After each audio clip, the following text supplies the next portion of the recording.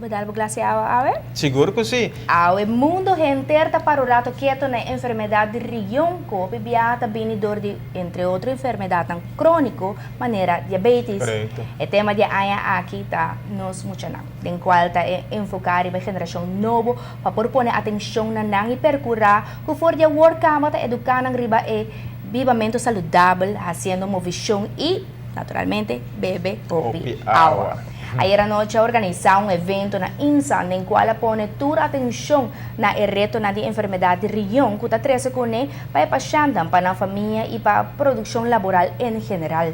Gente começa a realizar 3 para 4 viagens para semana, 4 ou 5 horas para cada dia.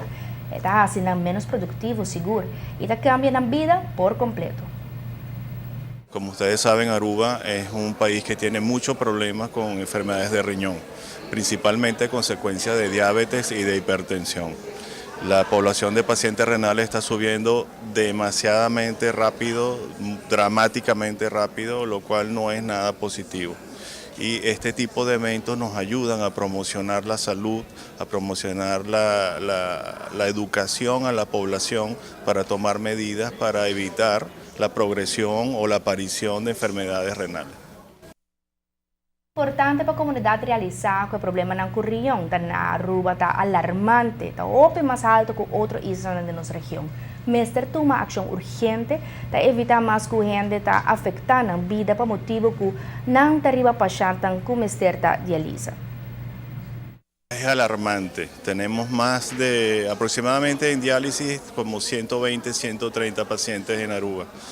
Y en prediálisis, o sea, pacientes con mucha posibilidad de iniciar diálisis, más o menos alrededor de 60, 70 pacientes.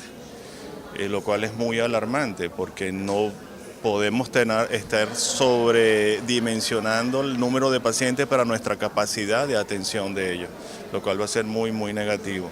Y el otro punto es, a pesar de que el año pasado fue un buen año para los trasplantes de riñón, solo logramos 9. O sea, no logramos nivelar los pacientes que van ingresando con los pacientes que se están trasplantando, para ellos compensar, conseguir más número de espacios abiertos para tratar a estos pacientes. A Mescos no hospital na EMSAN tem centro completo de diálise, para o qual diariamente dezenas de pacientes passam quase gente dia de diálise, que está eficaz pula ng sangue, que está trabalho que de facto eigenlijk riñón não está mais.